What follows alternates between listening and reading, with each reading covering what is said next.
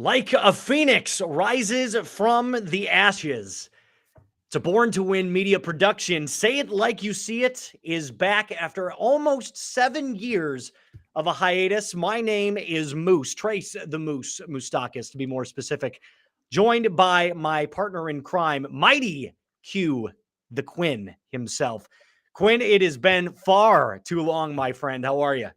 Hey, I'm doing fantastic. You know, you and I were talking about it earlier. The fact that it's been years since this show has gone on. It was fun when we did it live in person at Lewis University in Romeoville, Illinois, and now we're doing it not even together anymore in two separate places. But Well, hey, we're yes, making it work. you're absolutely correct. I am live from Fond du Lac, Wisconsin, in the Air Tech Heating Studios, and then you are live from Fargo. Fargo, North Dakota. Yep. Set up in the home office, which is the reason for, got the jerseys on the wall behind me. Had to pull out at least a little bit of the football ness of since I've been here in Fargo. So on the outsides, those are both All-American Bowl jerseys. The two black jerseys are both All-Star jerseys, and then the one in the middle was a draft showcase that I played in. So Look at it's you. it's been a jam-packed full of 2 years that I've been here in Fargo. So I um, absolutely could you, not agree you with you shipped more. out of town and I got to work. So Well, you know what they say. When you're in radio, you go to the job. The job does not come to you until you get to a certain point. that is Um, that is very true. Yes, absolutely. All right. So, like I said, this is a Born to Win media production. You can follow us at Say It Like You See It Pod on Instagram. You can follow us on TikTok, Facebook, YouTube, and multiple other places that you would get your podcast. Say It Like You See It is all about sports. We talk nothing but sports all the time. So, Quinn, might as well get into week one, episode one. Let's start off with Wild Card Weekend. This is the very first game that we're starting with the Seattle Seahawks against the San Francisco 49ers. Let's start with you. What are you thinking? I like it. So starting off with Seahawks 49ers here. Honestly, I think it's going to be interesting, but it's going to come down to which Geno Smith shows up. Geno, he's had a solid year. It's been a bounce back. I think it could be more Pete Carroll than anything. He's got 30 touchdowns, 11 interceptions, and threw for a whopping 4,200 yards, almost 4,300 yards. And essentially, like I said, I think it's more Pete Carroll than anything. I think the weather could be a factor in this San Francisco game. They're just getting hit with what they're calling like cyclone type rains, and it's just terrible weather. I think mucking it up, Pete Carroll might have a real chance to make something happen. But in the end, I think at the end of the day, it's going to come down to which Geno shows up. They do have 6 rookies that are starting, which could be a real make or break thing. They can either rise to the moment or being a big playoff game on the road. They is a real chance they can shrink. And that, I think, plays a giant factor in it. But this year, they are 0-2 against the 49ers. But on the other hand, the 49ers, it's tough to beat a team 3 times. Brock Purdy, in the games that he started, he's got 13 touchdowns, 4 interceptions, and just under 1,400 yards. He's got it figured out. Kyle Shanahan had him plugged in.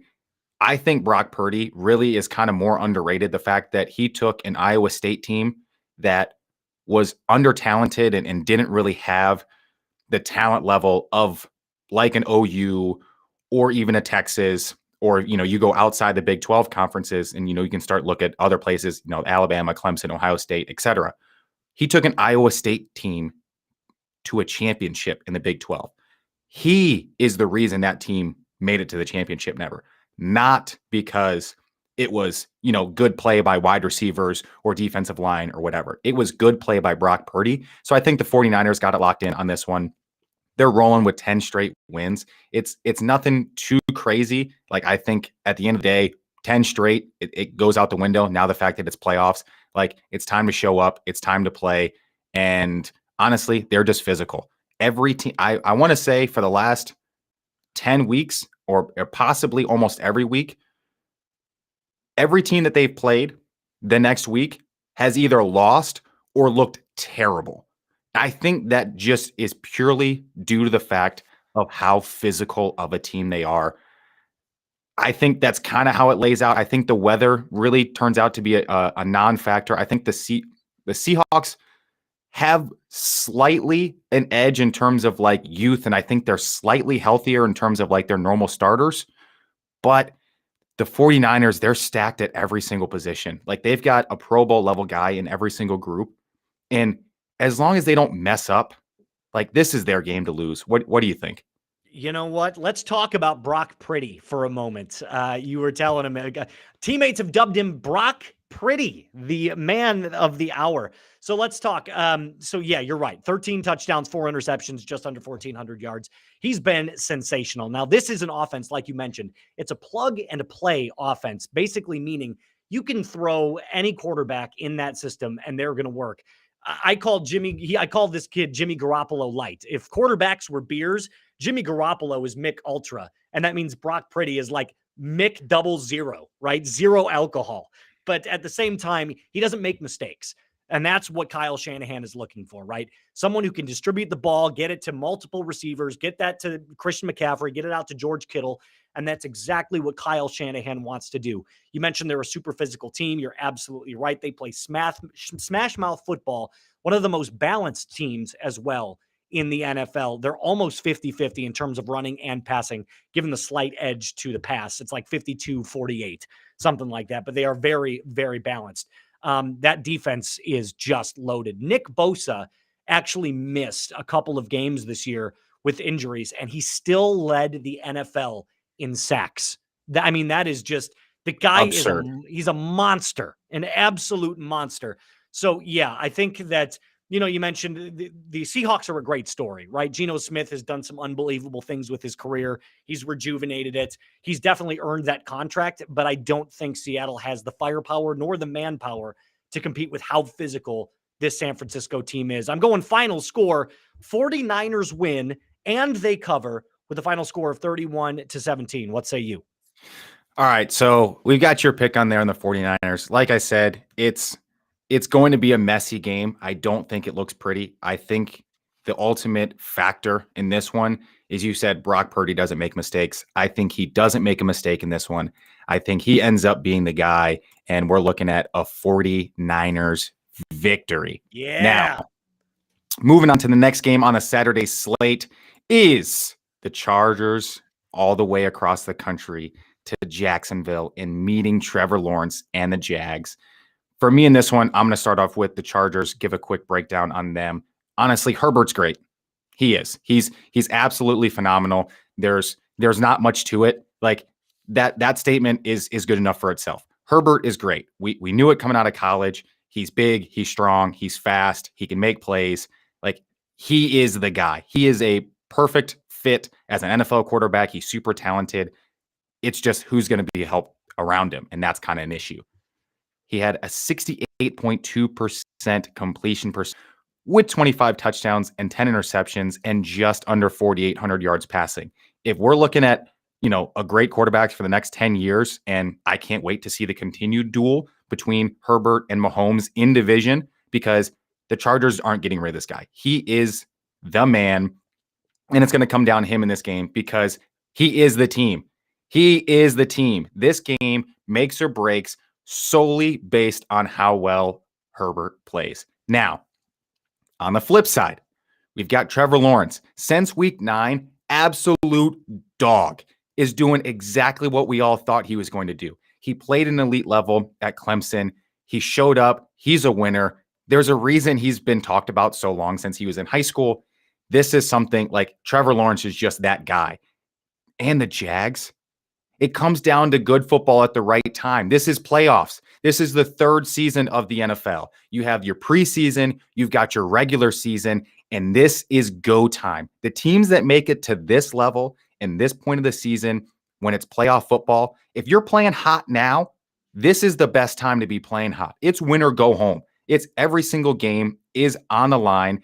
And at the end of the day, right now, the Jags are playing some good football, followed with Trevor Lawrence, who is basically doing everything that Herbert's doing with slightly less talent in terms of it's just younger. But He threw for 25 touchdowns, had 2 less interceptions than 8, and then slightly less yards, but still had over a 4,000-yard season. So in terms of great quarterbacks right now, this is an absolutely star-studded matchup because they were 2 top quarterbacks in college. They're now perfect transition to the NFL, and they're playing great at the right time.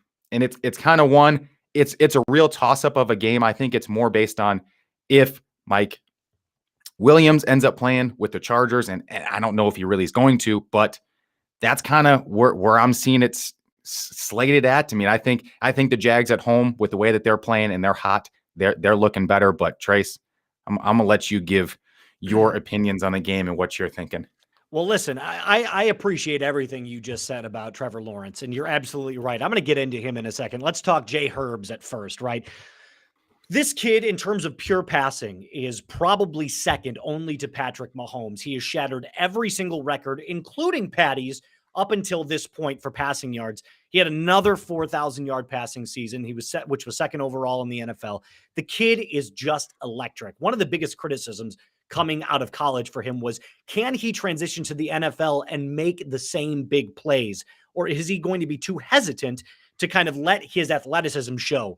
And I think he's proved, listen, he just needs an open receiver. He's just going to sling it, right? He's the modern day Brett Favre, in my opinion. The guy just lets it rip.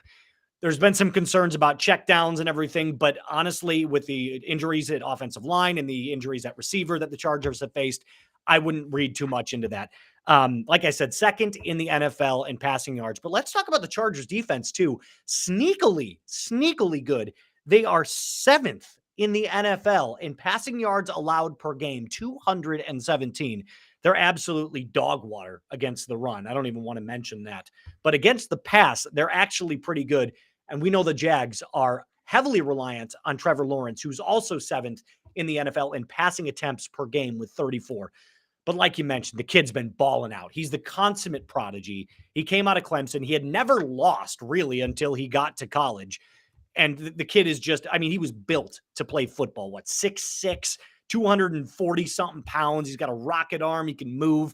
The kid is just unbelievable. Now, here's something cool. He's also Captain Clutch. And by that, I mean 15 second-half touchdowns, which is top 5 in the NFL. That's insane. As a second-year player, which means when it matters the most, when it's time to get, the ball in the end zone, and when it's time for him to put his body on the line, put the game on the line, and lead his team, put it on his back, he gets the job done. Unfortunately, like you mentioned before, I don't think they're old enough or experienced enough to go into their very first playoff game in the Trevor Lawrence era and pull out a W. So I'm going to say final score, Chargers take the dub, 27-23. Give me LA. I'm going to have to disagree with you on this one. I think playing at home is a huge factor. I think the fact that the Jags are getting points at home, give me the Jags, give me the points. You've got the Chargers. I'm taking the Jags. It is classic, straight up 1 versus 1 here in a pick 'em. You took one, I took one. We've got our side bet going on this one, which I think is hilarious because you're picking against your own Jags team as a fan. I know, that's my favorite as team a in the fan. AFC. Unbelievable. You're picking against your own team, which is kind of sad, but it's okay, Trace, because we're going to go to a game that I think is not going to be very competitive. And essentially, it's Dolphins-Bills. This game, Tua's now out. Tua's out. And then once again, Tua's out again. On the Bills side, Josh Allen, he needs to be good because it's playoffs. He can't do the same kind of, I made a mistake, early, and then I made a mistake late, and then I made, the passes I needed to make, that, those short checkdowns. He needs to hit on all the little stuff this week. If he's not doing the little things well, he's going to transition. And so I think the Bills kind of win this game going away. But if it's not rock solid this week, I don't like the Bills at all for the rest of the playoffs. They don't have a run game. And I think they need to kind of start to figure it out. And I think that has to do again with Josh Allen doing a lot of the little things. So I think them spreading the ball out and, basically being really efficient in the passing game can start to allow them to break in somewhere to start to get this run game going. But essentially, Tua's out. Like, Tua is out. Like, this game is irrelevant. We don't even know the official starter for the Dolphins at this point. Like, Tua's out. And even into that point, even when Tua was in, the Dolphins have played some really bad football into the closing stretch of the last month. And I think it's that simple. It is Tua's out. The Bills, this is their time. This is their preseason game, almost essentially, to get into, full going playoff mode. Like, they get an extra prep game. Yeah, no, you're right. The Bills definitely lucked out on this one. No Tua, no Teddy. Skylar Thompson getting the start for the Miami Dolphins. He might as well be a character on Degrassi. Have you ever heard of a guy named Skylar Thompson? I mean, unless Tua Tagovailoa can magically find some magic elixir that can heal his body, we would have never heard of this guy ever. So listen, you're absolutely right. Colin Cowherd, he makes a great comparison. He says that the Buffalo Bills are kind of like Mike Tyson. They're very strong, the one knockout punch, but they don't have a lot of finesse to the fight. I'm going to say the same thing, but I'm going to give you a different analogy. It's kind of like Aaron Judge of the Yankees. He's home run or he strikes out. You know what I mean? I know Aaron Judge is a lot more of a complex player and that he's a great defender, but still, that's kind of what you're looking at. He's the MLB player that hits 55 home runs, but only bats 230, right? So that's what you're looking at with the Buffalo Bills. But with that being said, Josh Allen, I don't understand where the hate comes from. I understand he throws a lot of picks, but that's because he has to literally do everything on his own. He's number 3 in the league in touchdown per attempt percentage. Now, let me break that down for just one quick second. That means that every time he touches the football, there is a 6.2% chance he's throwing a touchdown. Let that sink in for a second. That's insane. That's 3rd in the league, only behind Tua and Patrick Mahomes. And I think we know Tua, because of the weapons surrounding him, has just kind of lucked out. He kind of won the NFL lottery with that. He's number 2 in QBR at home. He's number 2 in total touchdowns. Look, Josh Allen is unbelievable. He's well on his way to a Hall of Fame career. It's just going to be, can he get past the big dogs, Mahomes and, Burrow, and can he get past Herbert when Herbert's team eventually gets there? But you're right. This is an absolute blowout for the Bills. I'm saying 35-10 Bills as my final score. What say you? Like I said, Tua's out. I think it's pretty easy. Bills just walking away with it. Just walking away. And into the next game, let's just go straight into it. I'm not really going to kind of sugarcoat over this one, because this game is the game that I'm excited for. You've got Daniel Jones and the Giants, who essentially should have won in a whiteout game already in Minneapolis. It was crazy in there. If he's able to protect the football continually, like he's done all season, I think the Giants have a very solid chance in this game, because I don't think the Vikings run defense is very good.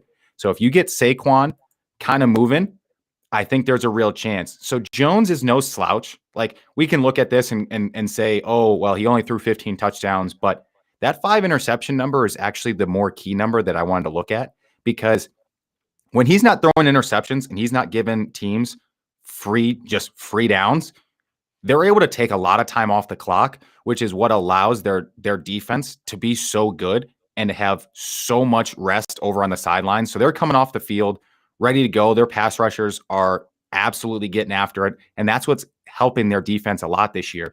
But keeping the Vikings on the sideline has to do with Justin Jefferson and Kirk Cousins not throwing to him. The same going for Dalvin Cook. Like, Adam Thielen, if he really starts to get really involved and it's going to be spread out and it starts getting to Justin Jefferson, then I think that could be a problem.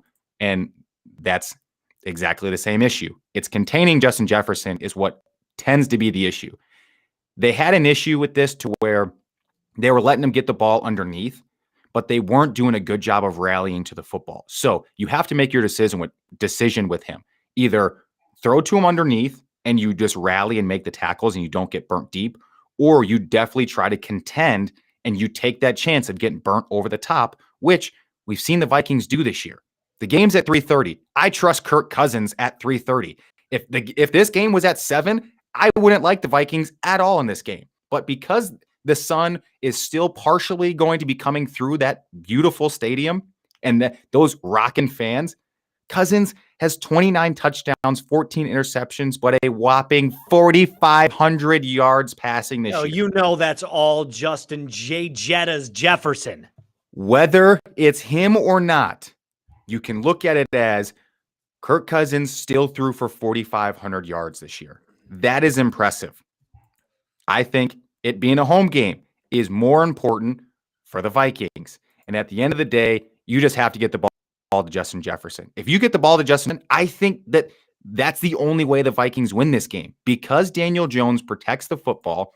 And I think the way that the Bears do it, the Bears, why am I talking about the Bears? The way that the Vikings play football, because they have a bad run defense. That's where it lines up with the Bears. The Vikings have a very bad run defense, and the Giants can run the football. The Giants will do a very good job running the football. I think they do it especially well in the second half, which is what's going to help lead them. I want to say I genuinely want to take the Giants in this one, but I just really can't do it. I really can't do it. I can't. No, I get it. So I understand. Listen, you made a lot of good points. The Vikings have struggled as of late, right? In the last 5 games, they've given up 12 offensive touchdowns, and that doesn't even include the defensive touchdowns that they've given up. Kirk Cousins has thrown a couple of pick sixes. There's been a couple of special teams errors that they've made. They just haven't looked really sharp the last few weeks. But you highlighted a lot of what Kirk Cousins was doing and what Jettas was doing, and they're all great. And I have full confidence in the Vikings offense to get the job done. Here's where my problem lies. It's a quarterback-centric league. Danny Dimes might as well be Danny Nichols. This dude has done nothing in this career, nothing to show us that he has earned, especially not a second contract, but even a starting role in the NFL. I mean, I understand. Look, he only averages 200 yards per game. By the way, that is second to last in the NFL, only to Justin Fields. So look, I understand he can make things happen with his legs. When he gets into the open field, he's actually quite fast. He's got those really long legs, long strides. He's sort of athletic, but I've seen enough from Danny Nichols. I'm not going to even give him Danny Dimes anymore, and not until he wins a playoff game. But like you said, this Giants offense is led by one guy, and that's Saquon Barkley. When he gets north to south, this dude is unstoppable. He's got the leg size of A.J. Dillon and the speed of a guy like Travis Etienne. So he's just the ultimate back. He's the ultimate home run hitter back. I wanted really badly, just like you said, to take the Giants, but I can't. I got to take the Minnesota Vikings. Final score, 24-16. Give me the Vikes. And like you said, there was just something about it. And I think the only reason I didn't go with the Giants in this one is because it's at home and they played poorly last game. Give me the Vikings. Justin Jefferson and the Vikings are going to gritty themselves to the second round. All right, we're moving on to another game that actually became quite irrelevant very quickly. Lamar is not playing in this game. So essentially, it's going to come down to the Bengals getting the job done the same way the Bills did. For them, Burrow, 35 touchdowns, 12 interceptions, 4,500 yards passing this year. He's doing what he needs to do. But my question, they do have some injuries on the offensive line. I don't know if that's going to cause some issues for them. Whereas the Ravens offense might really struggle to put up points.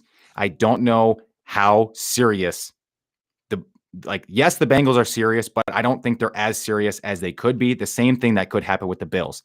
It is playoffs, so they need to be locked and loaded, ready to go. But honestly, like I said, the banged up O-line is more of an issue and more of a question to me, but I think they end up winning it. The fact that you've got the Ravens are banged up, Lamar is actually not playing, and he was their leading rusher. They're not doing anything well on the offensive side of the football.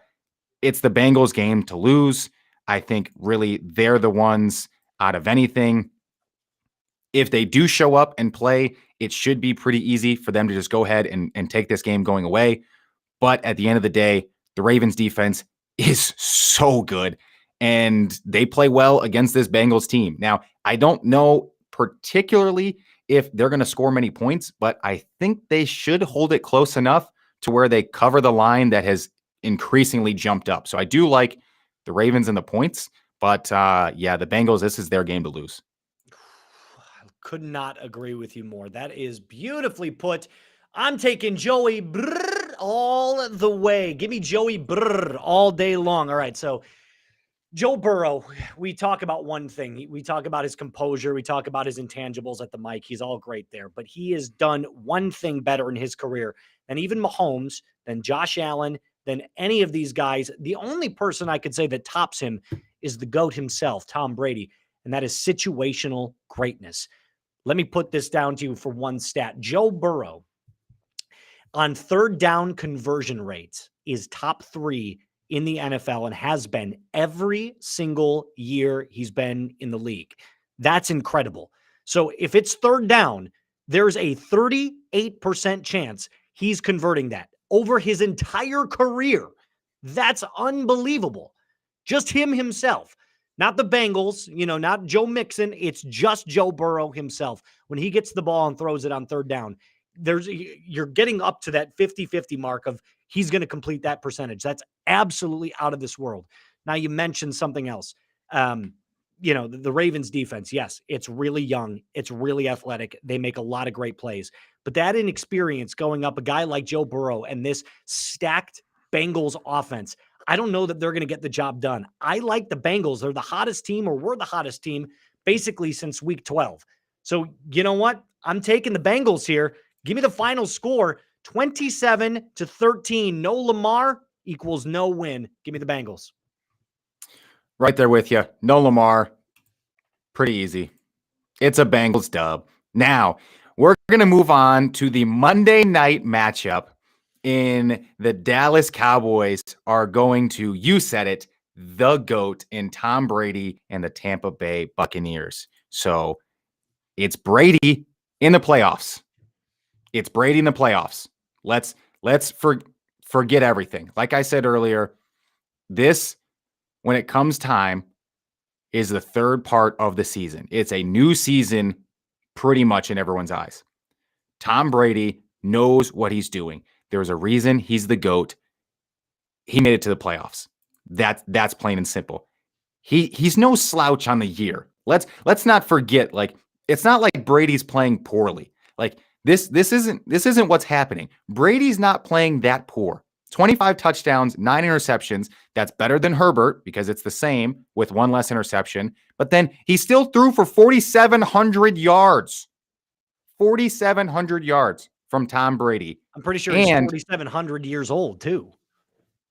He said the team is healthy. And I think when Tom says the team is getting healthy, I think that means that he is getting healthy. I think that this entire season, the way that it's kind of played out, they've had some injuries with Mike Evans, and they don't really know in terms of Fournette and some other, issues on the offensive line, defensive line. Like, it's all scrambled all over the place. The fact that he said they're getting healthy, I think that's more Tom feels really good. And if Tom feels good, plus the team actually is looking to be healthier, I think that they're better situationally. I think they're better than the Cowboys because of the fact that they're coaching. I think I give the edge to the Bucs just because Tom Brady's on the sideline. I don't trust McCarthy. I think the Bucs are going to steal it close at home, but more closely now in terms of the Cowboys, I don't know which Dak Prescott's showing up. Am I getting the Dak Prescott that missed a third of the season and still tied for the league leading in interceptions? Am I going to get a run game from Zeke or Pollard? Is that good? Are we going to see great positional things happen from Diggs on the corner position and give them a turnover? Or is it going to be he's going to get beat deep and that's what's going to happen? So I don't know which Cowboys team I'm getting. Because of that, like they got waxed last week. Like, they played terrible last week. They're not playing the best football. And like, I get it. You normally play better after you get beat, but like, they just played really bad football. So I like I said, I have it on here. I like the Bucs. I like the Bucs stealing one at home. Like, It's Tom Brady in the playoffs. How can we generally go against Tom Brady, the GOAT, the man who has 2 hands full of rings, and we can expect him not to play well in the playoffs? Like, he's played just fine. They're healthy. This is his time to shine. Do you know what this is, Quinn? This is a chain. I'm going to channel my inner Drip Bayless on a Friday. How about them Cowboys? Listen, I understand everything you said makes a lot of sense. Tom Brady is the GOAT. Undisputed, 7 rings. Absolutely. This is probably the best matchup of the weekend. Tom is still a top 15 quarterback in the league. He can still get the job done. Listen, I understand all of that. Dak is not also nearly as good of a quarterback on the road as he is at home. At home, he's a 94 total QBR. On the road, 87. So there's a clear drop-off from when Dak plays in Dallas versus when he plays anywhere else. Here's one fact that I'm going to throw at you. The Buccaneers were dead last in rushing offense this year. They couldn't run the ball to save their life. Tom Brady has been throwing the ball 40-something times a game at 48,000 years old. So listen, I think what you said is correct. I think when he says the team is healthy, it means he's getting healthy. Dallas runs a very basic defense. They run a lot of cover one. So look for a lot of basic one-on-one matchups. That could bode very, very well for Mike Evans because Trayvon Diggs has been known to give up a lot. But here's what I'll say. They're going to blitz Tom, and they're going to blitz him hard. Give me the Cowboys. Final score, 24-18. Dallas on the road. Well, like you said, I think the Cowboys and the mistakes with Diggs, you just mentioned their biggest weakness. Tom is healthy. Evans is starting to get healthy. They started playing hot at the end of that game last week. Give me the Bucks. Give me the Bucks. Trace, I think it's pretty simple just based on the fact of I think when it comes down to it, the spotlight's going to be on. Dak's going to feel a little bit of pressure. I think the Bucks defense finally puts it together this week. And I know you said their rush is dead last, but they were like 28th last year. So it's not like it's anything uncommon. But I believe that you wanted to talk about the infamous thing that people want to say he's also the GOAT, or, there's this weird conversation and, being the new place that you move to. And you're allowed a lot of cheese heads, I feel. So I think that something like this guy right here, huh? So for those of you who are just tuning in, I'm in the heart of Packers country. I live in Fond du Lac, Wisconsin. And Aaron Rodgers has become the topic of basically every other conversation. The other half of that conversation is how good looking Matt LaFleur is, but that's besides the point. Listen, Aaron Rodgers and this whole Aaron Rodgers era in Green Bay is over. Done. Cut it off. It's over now. It's the worst career season he has ever had. Let me break it down for you. 26 touchdowns in 17 games. That is the worst of his career. 12 INTs, the worst he's had since 2008, which was, by the way, his second year in the league.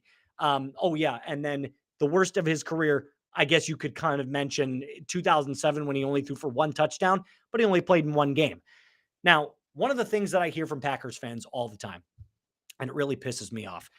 Oh, the receivers. We have rookie receivers. Oh, we don't give the ball enough to Aaron Jones and A.J. Dillon. What is Matt LaFleur doing? It's our offensive line. It's our defense. Really? Okay, well, according to PFF, Pro Football Focus, shout out to you guys for giving us some stats, the Packers had the 5th rated offensive line in the entire NFL this season. Number 5. They also had the 3rd best running back duo in Aaron Jones and A.J. Dillon, who, by the way, averaged 4.7 yards per carry combined. That's 3rd best in the entire NFL. That's insane. Now, I understand Aaron Rodgers has been playing with a broken right thumb. However, he's 40 years old. You're expecting to get injured, and you're not going to be able to heal nearly as quickly. Expect off-season surgery on that thumb. Plus, he's already decided that he doesn't want to participate in any OTAs or any training camp for that matter. He just likes to show up when he shows up. The Aaron Rodgers era in Green Bay is over. You're already in cap hell. Rip the Band-Aid off, see if Jordan Love can play, and then dish him out. Dish him to Tennessee. Dish him to San Francisco, where you know he's wanted to play his entire career. It's over. It's time to admit it's over. It's okay. Green Bay, you've got to move on. So you're saying that this guy right here, Aaron Rodgers, is more. This is his last year in Green Bay. He will either request a trade, and if they don't grant it, he'll retire. Wow. So the retire number comes back out. And for a guy who really didn't want to be like Brett Favre, I think he's really turned into what Brett Favre was at the end of his Packers career. He's the pretty Brett Favre. That's what it is. He's the edgy California cool Brett Favre. He is the California cool non-Wrangler wearing. He wears Levi's rather than Wranglers. That's the difference between him and Favre. Oh, he doesn't have boot cut jeans. He's got the skinny version because he's the hip West Coast guy. That's something that's very interesting. I think I would definitely have to agree. I think it's a situation that is good for someone, who is a Bears fan. And, I think for both of us, it's like, yeah, get him out of the division. Like that's going to be better. But I think Aaron has those flashes of still being good. But the difference between him and Brady and him and other quarterbacks is, like you said, he's already decided he's not going to participate in any of the offseason stuff. Plus, he's now kind of just continuing to make things worse and worse. And you mentioned how the offense is built around him. It's just fine. Like he's right now is the issue. And if he would have played better, they would have been a lot better. They had a chance to make it to the playoffs, win and you're in. They lost to the Lions at home, like in a primetime game, not only just at home, in primetime, which is kind of the way that they've gone out the past couple years. They've lost quite a few primetime games. I'm in agreement with you. I think Aaron Rodgers out of Green Bay is definitely good. It's definitely good. Like out of anything, that's the best. But I wanted to give you a little hometown fan talk. So I wanted to talk a little bit about Justin Fields now that the season's over. The Bears have the number 1 overall pick. They didn't play well, particularly this season. I think that has to do with a lot being Justin Fields. And I'm going to so this is the way I'm going to break it down. I feel Justin Fields is the reason that the Bears didn't play well this season. I get that the receiver thing is an issue. I get the offensive line thing is an issue. I get the defense isn't as good as it once was. But with the absolutely lackluster ability as a quarterback, that's where the issue resides. There's 11 stats that quarterbacks are generally ranked off of. 7 of those 11, he is the bottom tier in the NFL. Dead last in 2 of those, but 7 of the 11, he is bottom half of the NFL, and his best. So of the 4 that aren't in the bottom half, they don't get any higher than 13. His highest is 13 out of all quarterbacks, and it's an irrelevant stat in the grand scheme. His total touchdowns for the season, if you combined his rushing touchdowns and passing touchdowns, only gets him to tied for 8th in all quarterbacks just passing. And that's if you add in all the stuff that he's done with his legs. I get that he picks up a lot of first downs. I get that his rushing attack has been an actual aid to the Bears offense in terms of moving the football. But the issue is he's not good enough or sharp enough as a passer because his accuracy isn't enough. He had the lowest passer rating in our completion percentage in the entire NFL.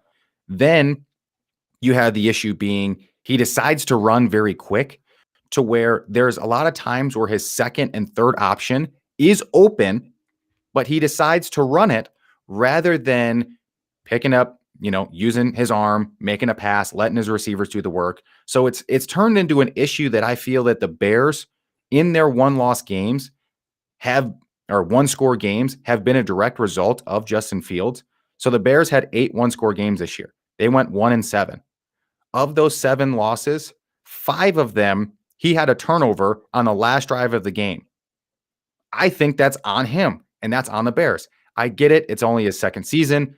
Like, let him play it out one more year. But with the first overall pick and the amount of cap space that the Bears have, it is all upside, and it is all right now. I get it. 1 year, like if the Bears don't look better next year, they know it's a direct result of Justin Fields. If there's not a sizable jump, it's clearly Fields is an issue, and after next year, they need to move on. So I think giving him one more year to play is fine. Like, this whole Bryce Young talk is I think kind of bullshit, because like we literally just wasted a bunch on Justin Fields, and like we still haven't really given him ample time to play and playing with players that are like of good caliber. But I think he gets like a very short leash. Like, he hasn't exactly played great. Like, he showed semi flashes, but I think it should be, hey, we've got the first overall pick. We're going to trade it, get some extra pieces. We're going to, draft some extra pieces. We're going to set some stuff up. We're going to see how next year goes. If next year doesn't go that great, I think the Bears should start to look next year before they end up in a 7-year rebuild and they never get better. You know what I hear? Hate, hate, hate, hate, hate, hate, double hate, loathe entirely. Listen, Justin Fields is not the question. He is the answer. He is the answer to the Bears' problems. All the comments that I've been reading, every last one of them, he's a running back. He can't throw. Get someone who can throw inside the pocket. Really? Okay, I'm about to blow your mind with some stuff. Here's something that Justin Fields leads everyone in. Number 1 in the NFL in third down conversion rate this year. Let that sink in. When the game mattered the most for the Bears offense to either step onto the field, continue the drive, or punt it away and just turn over the ball, Justin Fields was number 1 among every quarterback in third down conversion rate. You want something else? Here's another thing. He makes so many mistakes when he's in the red zone. He can't score. Okay, that's interesting too. He's number 1. Again, number 1 in this stat too. Completion percentage inside of the opponent's 20-yard line, 69% completion rating. Now, I realize he was only a 60% passer on the year. However, that proves that when that field shrinks, Justin Fields can get the job done. I'm leveling the playing fields, so to speak. Here's another one. He averages 7.05 yards per attempt, which is only 1 yard lower than Patrick Mahomes. That's it. Just 1 yard.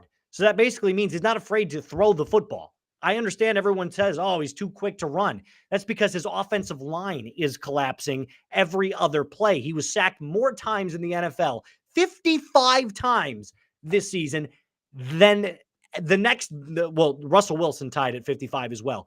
But the next lowest was Kirk Cousins at 46. So he was sacked 9 more times. He and Russell Wilson 9 more times than the next highest.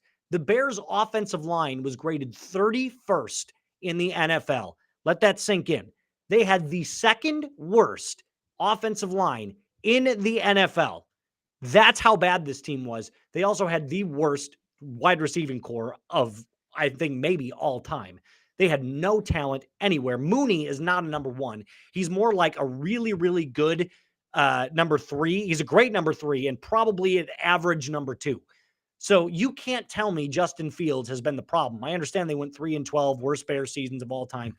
But here's the problem with that logic. If you took Justin Fields off this team is 0-17. Period. End of story.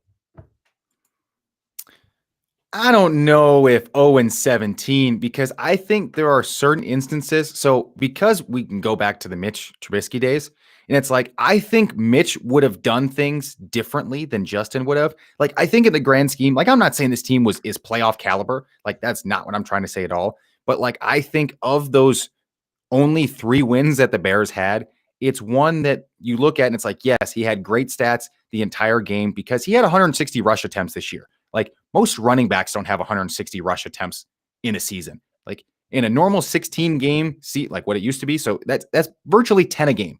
Like, no normal quarterback is rushing 10 times a game.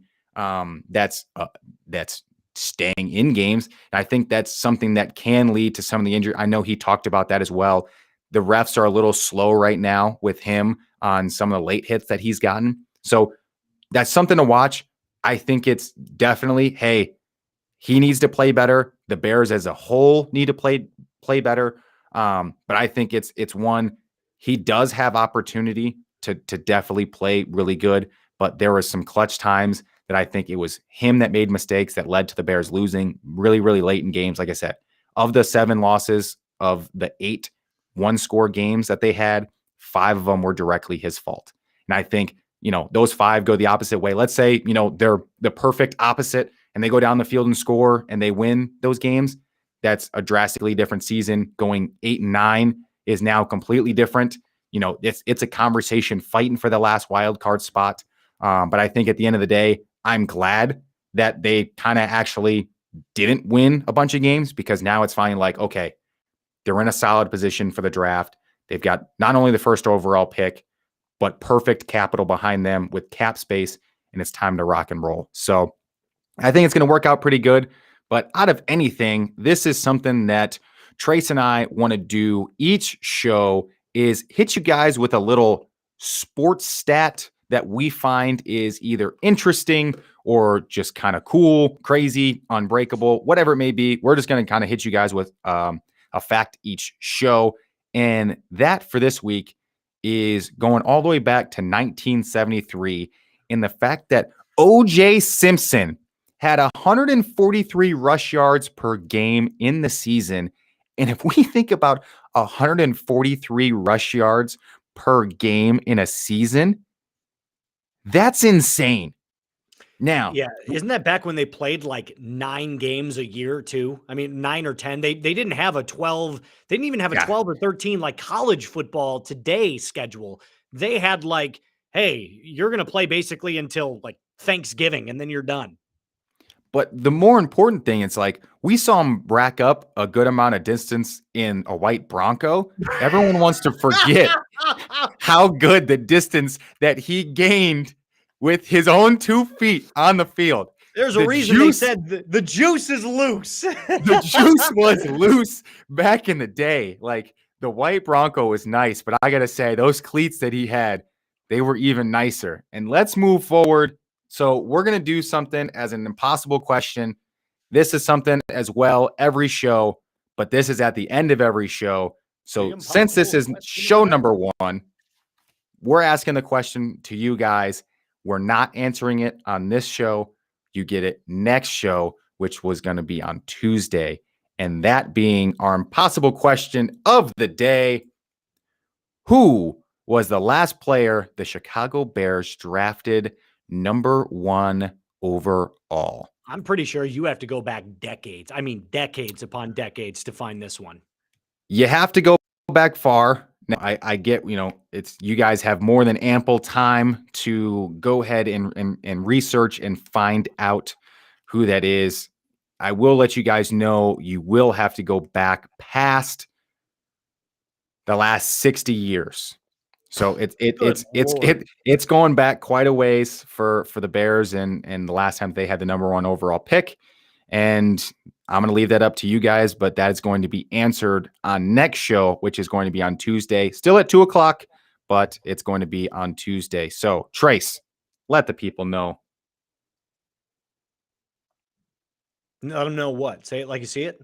Yeah, let the people know, man. You got it. It's a long time overdue. Finally back here for the long haul, locked and loaded. It's us. Yeah, no, it really is. This is a long time coming. I should mention that this was the number 1 rated show, the number 1 rated radio show at Lewis University back in 2016. A long, long time ago. We had the primetime slot on a Saturday morning, 8 to 10 a.m. No, it's a Born to Win media production. I'm so very excited to be joined with Quinn again. It's been a long time coming. I feel like there's been a certain point like where when we started, we both had no idea what we were doing, right? None. It was just, we just got it. We cracked some microphones. We talked a little bit and we just thought that was radio. That's not at all. We've come so far. You with your digital side of things. I'm obviously over here in Fond du Lac killing the radio game. Learning how to do things properly and then coming back almost 7 years later to kind of see where we're at now is just, it truly is something incredible. I'm really, really excited to get this started. I do want to read a couple of fan comments that we've gotten so far throughout the show. Zach Johnson, who is listening, he said, I mean, just look at the Jaguars and the Cowboys at home. Trevor's got that dog. Trevor Lawrence, he's talking about, especially since week 9, dude's been playing like number 1 quarterback, number 1 overall player for sure. Actually, I'm just going to go ahead and do this one. I'm going to pull this one up because this one's my favorite. He bedazzles his jeans. Put respect on his drip. Aaron Rodgers bedazzles his jeans. Put that respect on his. You know where he got his jeans from? He got it from Hot Topic. That's where he get those bedazzled jeans. He's California cool. Who knows? He could have been shopping at PacSun. I think he got a gift card for Christmas or something.